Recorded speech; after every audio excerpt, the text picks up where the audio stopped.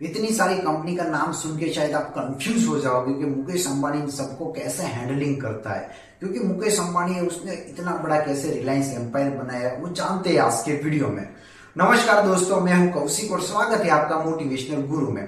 दोस्तों बात है जब रिलायंस की स्थापना धीरू भाई अंबानी ने की थी दोस्तों, उसके पीछे उसने बहुत सारा एफर्ट लगाया, बहुत सारा प्रयत्न किया है, तब जाके रिलायंस खड़ा हुआ है। ऐसे रिलायंस नहीं खड़ा हुआ, उसके पीछे उसकी बहुत मेहनत लगी है, बहुत सारे उसने एफर्ट लगाया है, तब जाके इतना बड़ा रिलायंस खड़ा हुआ है। दोस्तों 2002 में जब एशिया का सबसे बड़ा कंपनी रिलायंस पेट्रोकेमिकल हो गया है, 2002 में जब धीरू भाई अंबानी की दोस्तों मौत हो गई थी, तो उसके बाद रिलायंस को कौन संभालने वाला था, उसके आगे विजन को कौन देखने वाला था, क्योंकि उसके दो ही बेटे थे, अनिल अंबानी और मुकेश अंबानी, वो दोनों को ही उसको संभालना था।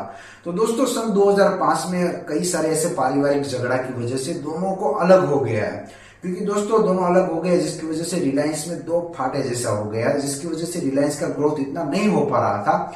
वहीं कोकिला बेन की हाजिरी में सन 2005 में मुकेश अंबानी को दोस्तों पेट्रोकेमिकल का बिजनेस दिया गया था, जो एक रिलायंस के नाम से जाना जाता था। और दूसरी साइड जितने भी बिजनेस थे, छोटे छोटे और जितने भी बिजनेस थे, वो अनिल अंबानी को दिया गया, वही वो बिजनेस को संभालते थे। क्योंकि 2005 में जब मुकेश अंबानी के पास रिलायंस कंपनी आई, उस टाइम उसका उतना ग्रोथ नहीं था, उसके पास सिर्फ एसेट के रूप से ही आई थी। वो उसको कैसे ग्रोथ करना था वो उसके ऊपर डिपेंड था, उसके पीछे उसने बहुत सारा मेहनत किया, जो आज रिलायंस बहुत बड़ी हो गई। क्योंकि दोस्तों $20 बिलियन की जो कंपनी थी, उसको $220 बिलियन तक उसने पहुंचा दिया। वो कैसे पहुंचा दिया? क्योंकि मुकेश अंबानी के पास जब रिलायंस आई तो उसके पास केवल एक ही बिजनेस पे वो डिपेंड करती थी, टेक्सटाइल, रिफाइनरी और पेट्रोकेमिकल।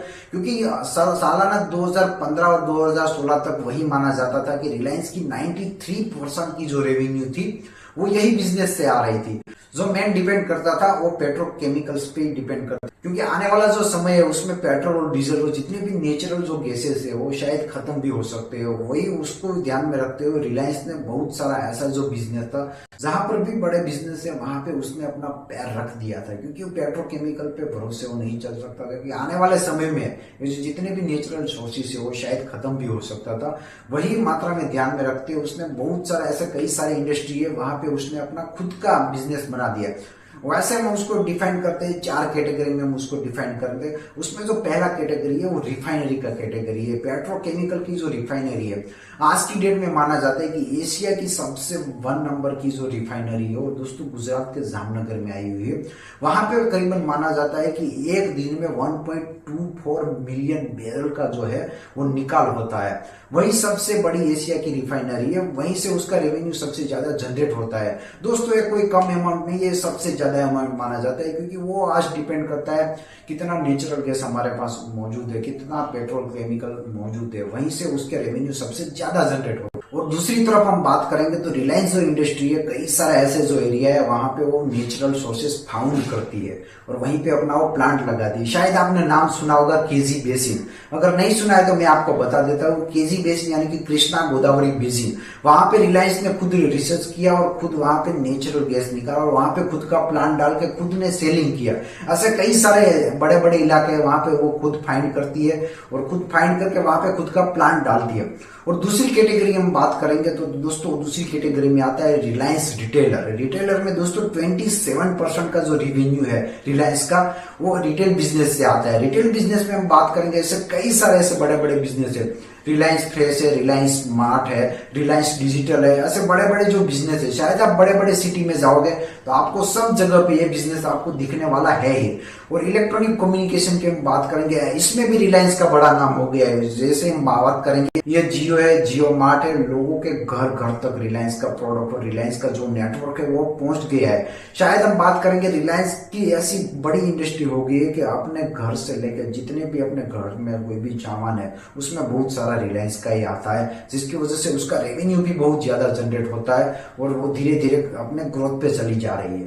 और रिलायंस जो इंडस्ट्री है, ऐसी कई बड़ी बड़ी कंपनी है जिसने उसको टेक ओवर किया है। उसी महीने पहले की हम बात करेंगे, जो फ्यूचर ग्रुप था रिलायंस ने उसको टेक ओवर कर लिया और खुद के पास रख लिया है। दोस्तों ये कोई कम अमाउंट नहीं है, सबसे ज्यादा अमाउंट, जिससे उसका रेवेन्यू दिन प्रतिदिन और सालाना बढ़ता ही जा रहा है। और तीसरी सबसे बड़ी कैटेगरी की हम बात करेंगे तो Reliance telecom and digital communication. ये दोस्तों जो तीसरी तीसरी कैटेगरी है ना, करीबन 16% जो रिवेन्यू है ना वो रिलायंस का इससे जनरेट होता है। इसमें हम बात करेंगे दोस्तों, नेटवर्क की बात करेंगे, क्योंकि रिलायंस जियो जब से आया है उसमें रिलायंस जियो में उसमें बहुत सारा उसको पैसा भी लगा है। वो पैसा उसको आज उसके नफे में जाके दिखता है, क्योंकि दोस्तों पहले पैसा लगाना पड़ता है तब जाके आज उसका रिवेन्यू और उसका प्रॉफिट मिलता है।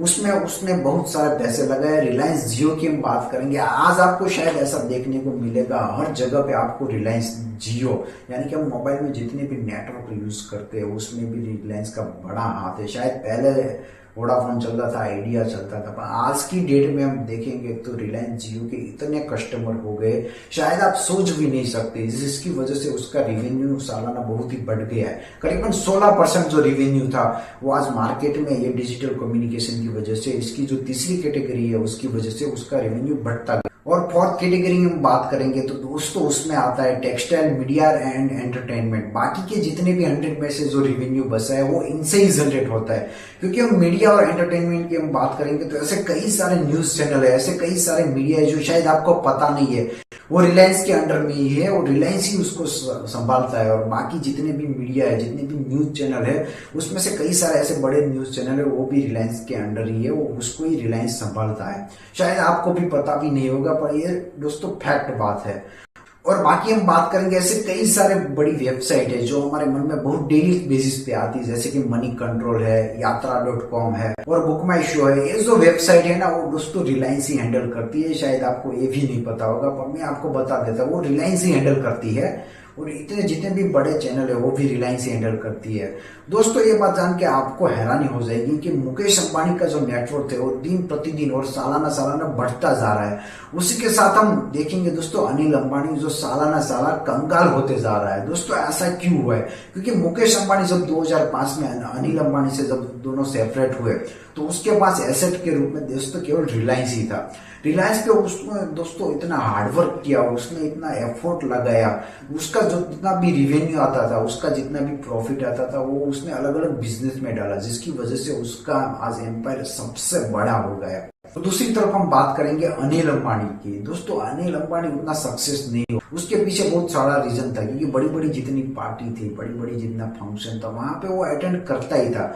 उसका इतना ध्यान उसके बिजनेस के प्रति नहीं था, क्योंकि जो भी वो बिजनेस करता था वो लोन लेके करता था, जिसकी वजह से वो घाटे में चला जाता था। और सबसे हैरानी की बात तो वही थी, वो बिजनेस के प्रति उसके पास उतना नॉलेज नहीं था और वो पैसा लगाता ही जा रहा था। वो पैसा खुद का नहीं लगा रहा था, बैंक से लोन लेके वो उस पर लगा रहा था, जिसकी वजह से कई बार ऐसा हुआ कि कंपनी घाटे में चली गई और जितना उसके कंपनी का जो एसेट था वो धीरे धीरे बेचना पड़ा। और एक टाइम ऐसा आ गया कि उसके पास कुछ रहा ही नहीं था। उसके पीछे दोस्तों केवल यही रीजन रहा है कि वो कंपनी से उसने लोन लिया था और जो कंपनी पे उसने पैसा लगाया था उसके बारे में उसकी डिटेल्स उसको पूरी पता नहीं थी, जिसकी वजह से उसका उतना मार्केट में ग्रोथ नहीं हुआ। दोस्तों कैसी लगी आपको इन्फॉर्मेशन? अगर ऐसे ही अमेजिंग वीडियो जानना है तो मेरी चैनल को लाइक कीजिए, शेयर कीजिए और सब्सक्राइब करना मत भूलिए।